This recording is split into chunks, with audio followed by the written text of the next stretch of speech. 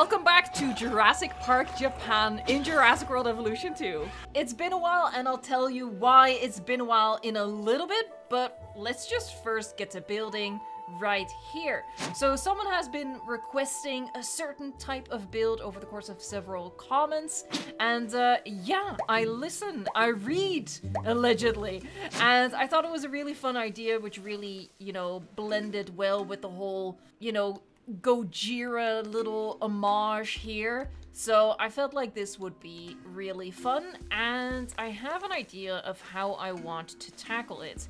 As always, I have my trusty sketch, which just, yeah, really helps me plan things out, visualize things ahead of time, and we're gonna take this one like that. Is this a decent area? This is a pretty decent area for what I have planned. Now, something I talked about in a previous episode, which I thought was pretty clever, is that we're going, oh god, hold on, no, yes, there, is that I want to do, what's the word? Escalators, that's the word. So I've done elevators over here, you know, if you use your imagination. We've used the logs sideways to create, like, you know, elevator shafts with, like, the fancy glass opening in them. But what I think in terms of realism schmealism is that an elevator isn't the most efficient way to get people down, like, such a cliff. But escalators can just keep going and going and going. So my idea was, am I even in the right? No, I'm not even in the right tab. I play this game professionally. Anyway, so what I was thinking was use this bad boy, because this, I think this has escalators inside. I think we all agree. So how about I use these? Hello?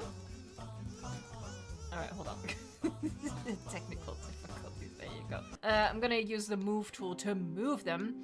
But yeah, these are going to be escalators that take our guests from this level to this level. I think, yeah, I think that's gonna work out pretty interestingly. Maybe? I'm not gonna spend too much time on these, but I do need to put them into position just so I know where they're gonna go, where they're gonna be, and I don't accidentally put stuff in the way of them. One eternity later. There you go. Alright, so my escalators are in position, and what I'll be doing eventually, but again, I don't think I want to spend time on that today, but what I think will be happening is maybe this building, but just for the sake of an example, here, we'd clip this thing in here, and then that will be the entrance of the escalator. But I think we need something with a little bit more of a grand doorway. Now, what I think I should do is transfer, like, my sketch into the actual game. While past Evo literally plays with sand in Sandbox, bless her, editing Evo is here to tell you the vision. This will be a mini Pokemon adventure with the small dinosaurs, some in habitats, some free roaming, representing Pokemon that guests can go catch through like an augmented reality game app that they can download on their phone. And I'll explain it more in detail at the end of this video when I'll give you the tour. Alright, cool. So this area, this Pokemon Forest, is going to include 6 of the smaller species from Asia that we have available for this park. And, you know, some of them, like the more dangerous ones, are gonna go into a habitat. So we have 1, 2, 3, 4 habitats. And then the 2 others, the I nearly said Microraptor, the Microceratus and the Hominocephaly are gonna be free roaming, like over the path with the guests and stuff like that. There's just like really a direct route to the escalator. And honestly, we might do like a sneak route somewhere. Maybe over here, connected. Maybe I should do that right away. There, make a big circle. There, I prefer a connection like that. Yeah, just a little sneaky way to get out of this experience if you want to. If you don't want to go back to the start to, I don't know, collect whatever points you were able to gather. It's like a mini game in the park. And I'm getting rid of these trees because what I'm actually going to be doing is building some pretty significant rock walls, and I'm just gonna like lay down I guess, markers for them. So yeah, we're gonna obscure this with rock wall. Then we're gonna have a rock wall like that. And we're also gonna have a rock wall over here. And what we might even do is use the bat cave. Let me find the bat cave. Here you go, the bat cave. And another thing I want to do is this would definitely need either a shop or an attraction. Let me see. I think attractions are way too big. So let me see. Yeah, way too big. So that instantly cured me of that desire. Yeah, I feel like this would need to be like a specific toy shop. So let's first change it to gift. And then, yeah, this would be either a dedicated... Hold on, is there something... I feel like this, sort of, maybe? Let's think about it. Alright, now, I have an ambitious plan for this rock wall. What I initially intended was to build a Pokemon ball the way I built this Japanese flag here. The problem is that it would turn out twice as big as this red thing, right? Am I making sense? Hold on. Just a really quick demonstration. The Japanese flag was basically created by doing this.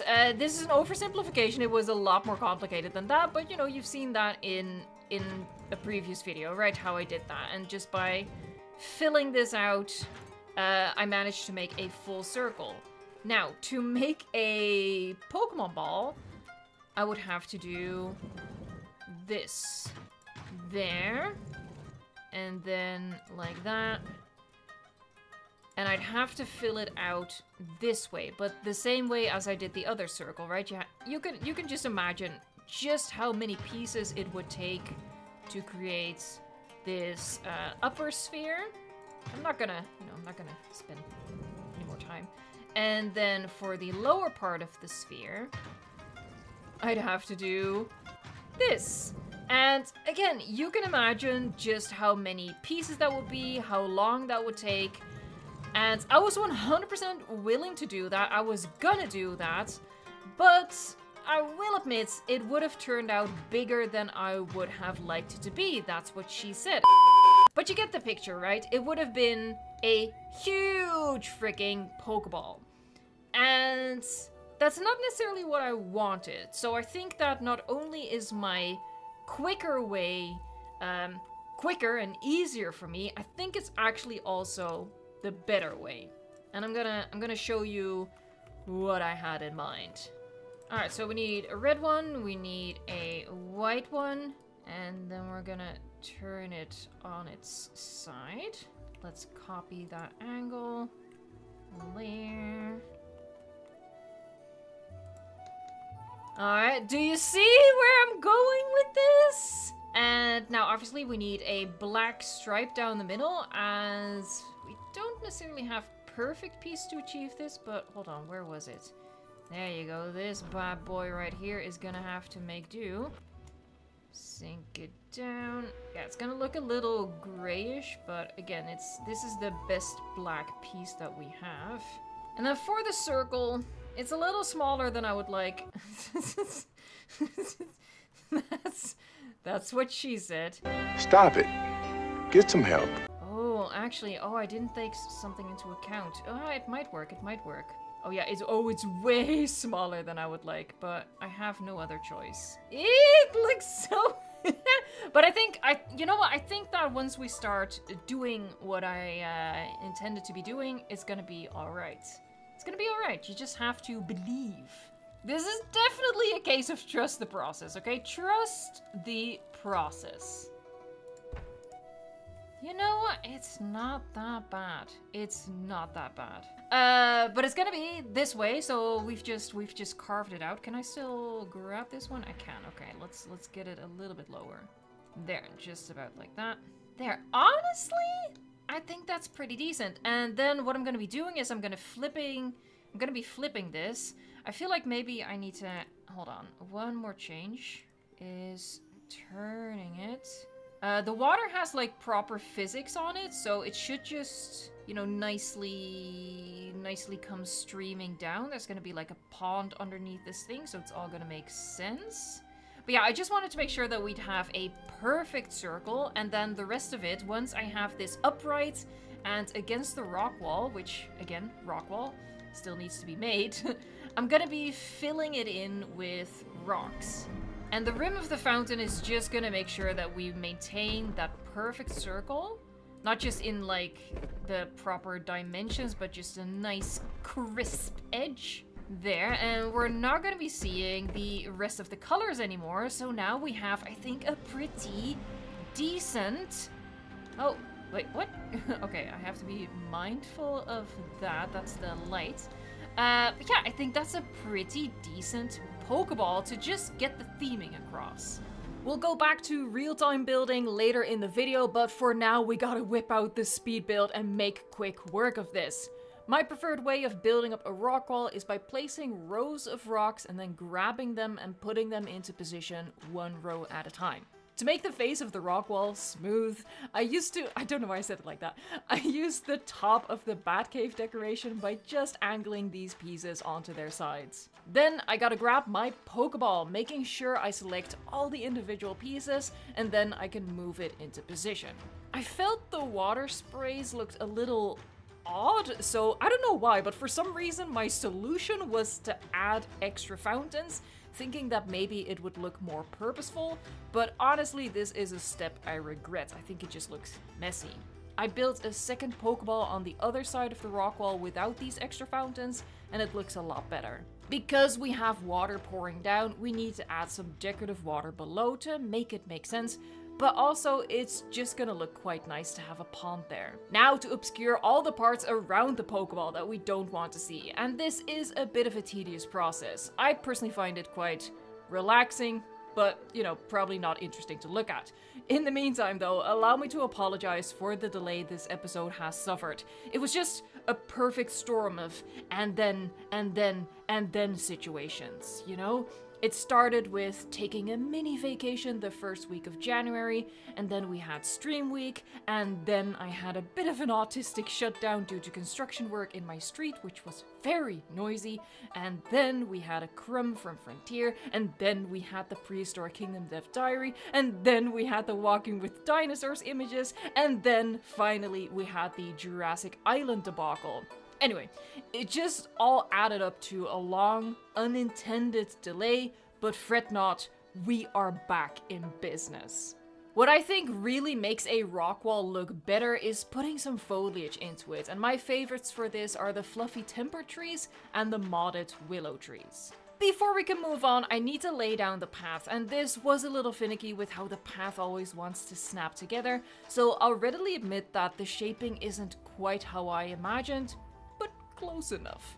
It's quite a lot of path, but keep in mind that we have 2 free-roaming species, so they need to have plenty of space, and the pathing is basically their living area. And I added this wonderful bridge from my custom mod to connect 2 parts of the Pokemon adventure together, crossing over this bit of path. Alright, so the general layout is complete. I do think I'm gonna add like more cutouts with nature and stuff like that, but first I want to focus on this big ol' circle in the middle. My moderator Fletcher from Triclaw Gaming had a really great idea with these fountains, and my personal mod, the Japanese decorations mod, and I should not have clicked off the fountain, because now I have to find it again, there you go.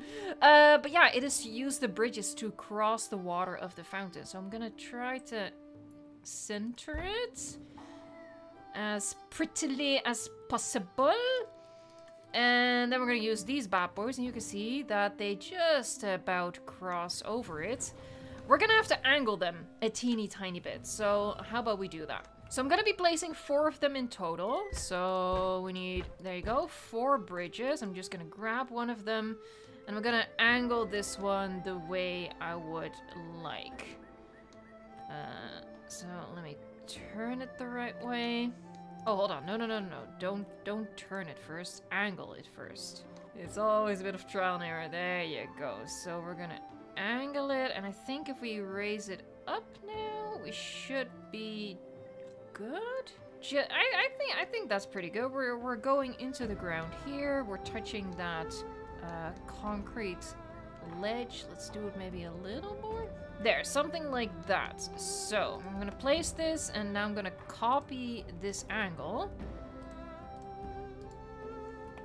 There. All right, so now I have 4 angled bridges, and I'm gonna get these into position. There, I think that's super cute. I really like that idea. And then we're gonna put some stuff in the middle over here to just make it, yeah, make it look like our guests can go there, and it's like a teeny tiny secluded private plaza. This is possibly where, you know, parents of the kids would just go to relax while the kids are, you know, hunting for Pokemon. It is a bit smaller than I would like. That's what she said. Yeah, okay. I'm gonna put like plants and stuff in there. And what I also want to do, now I've already tested this and it works a little iffy, but I have a solution. You gotta think in solutions. So I want to place these things, but as you can see, the people sink into the ground and they won't rise up when I do this. See, the people stay embedded in the ground, but I think we're just gonna use more people to hide it, and then I don't know, if we see it a little bit, we could pretend those are kids. We can do that. We can use our imagination. It's just what we do on this channel. Yeah, like I said, we're just gonna have to hide the sunken down people. Like mods, they're amazing, but they're imperfect. Yeah, so we just gotta work with what we got. Let's be honest, this is not the worst thing I've done in terms of asking you guys to use your imagination. This is not the worst thing. Oh, the seller is also... the seller is a child. A child labor in Jurassic Park, Japan confirmed. But anyway, I thought this was a super cute idea, super interesting use of the bridges. And I'm gonna get back to decorating this in a speed build. By the way, my apologies for the speed build parts not having any in-game audio. I'm using a different screen recorder and didn't realize it captures all desktop audio, including the YouTube videos I was listening to in the meantime. Oh, and if you're looking for some background noise while building, check out my audiobook. Shameless plug, nobody can stop me! Stop it. There is a lot to do in terms of adding details to this build, and I've started with the Lystrosaurus habitat. And that big rock wall in the center of the habitat is to like break up the viewpoints, like separate the habitat into like the front and the back. Because again, the idea is that people come in with their phones, they have an app installed, and they're going to hunt for Pokemon. But to catch a Pokemon, what I'd imagine they'd have to do... How did I literally like come up with an app for my fake park? Anyway, so what the guests would do is they would come into the park with this app on their phone and, you know, instead of throwing balls at the dinosaurs, they would take a picture of the dinosaur and the app would like run recognition and would recognize that you've taken a picture of, let's say, a Lystrosaurus, so you've caught a Lystrosaurus, and the more of the species that you catch, the more points that you can gather. In the meantime, while I've been rambling, I've done some random stuff, and now I've moved on to the Oviraptor habitat. And in here, again, building like rock stuff to create like some like obstruct sightlines, I guess is the way. And I've made this into like a mini mountain, and I've put the cherry blossom tree on top, which has these lovely roots that you can see poking out over there. And I'm probably using the cherry blossoms way too much, honestly. I'm not, you know, sometimes when I look at it, especially here, I'm not even sure if it looks good in combination with the red trees from like the base game set, but I'm just addicted to these cherry blossom trees, man. They look so good. In the meantime, I'm just adding like more foliage to this habitat. You know, they're really small habitats, but we gotta chuck them full of detail. Speaking of chucking them full of things, I also definitely put in way too many dinosaurs. I got a little greedy, and I kinda lost sight of the idea that I had. You know, it's supposed to be a little bit of a challenge for the guests to actually find these dinosaurs substituting as Pokemon, right? You're supposed to, you know, have to look into a habitat and kind of get lucky if you see one, but I've put in so many of them that, yeah, from any, as soon as you glance at a habitat, you can see any of the like 10 individual animals that I put in there. So yeah, I sort of lost sight of my storytelling there. But the area is coming along nicely. I placed like a bunch of fountains and planters on the pathing because there was a lot of path. So I really needed to break that up. Here, another one with like the amber pieces. Oh, one of my flying reptiles got stuck. So yeah. That happens.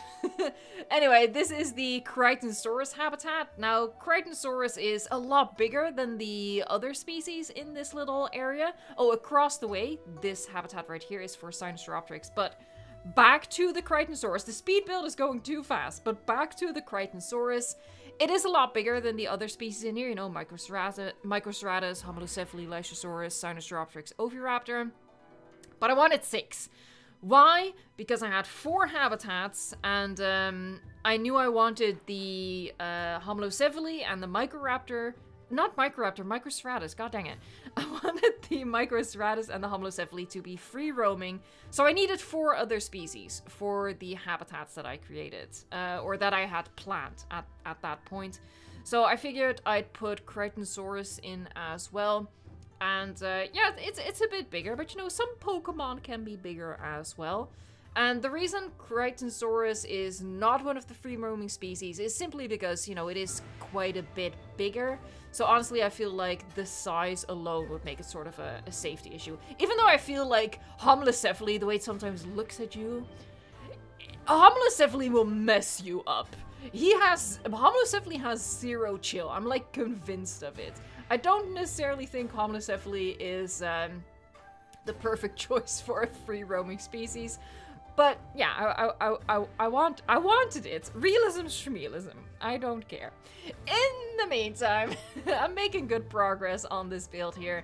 I added more decorative water in this central pond. I love adding the water lilies to the water. It just looks so lovely, so peaceful.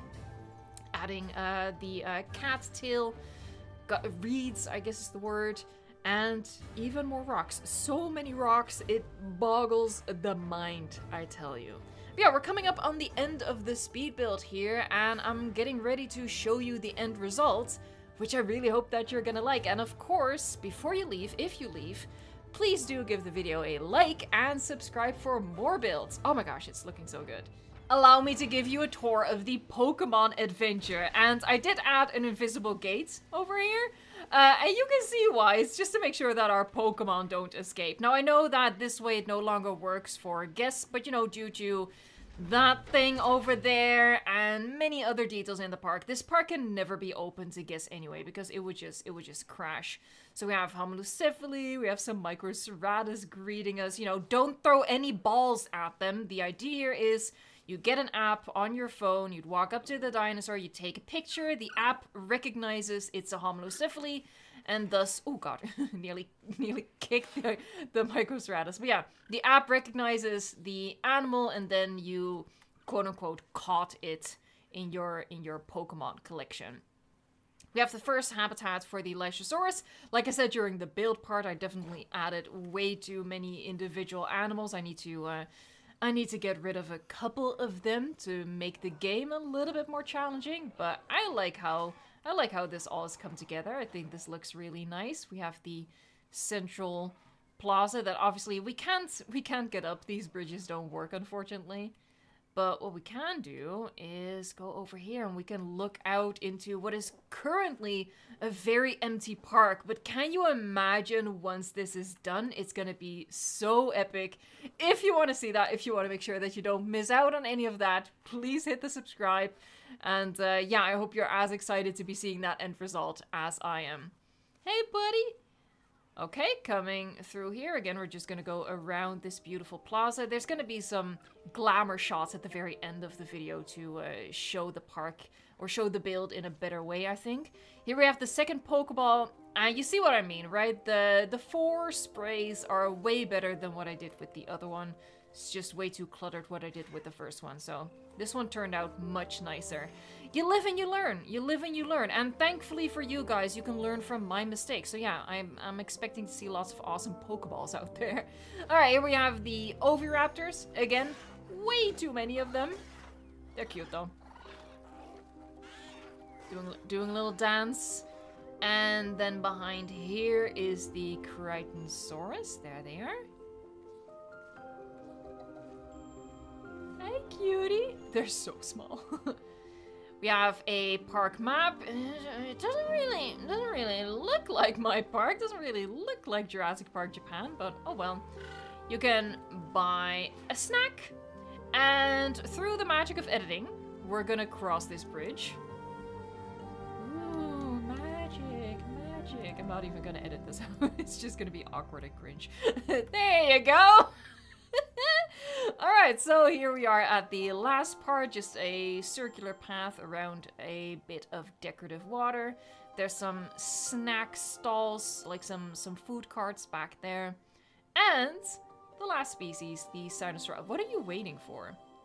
He is 100% waiting for a social. He's just waiting for a friend. Oh, no, there you go. He gave up. Friendship, overrated.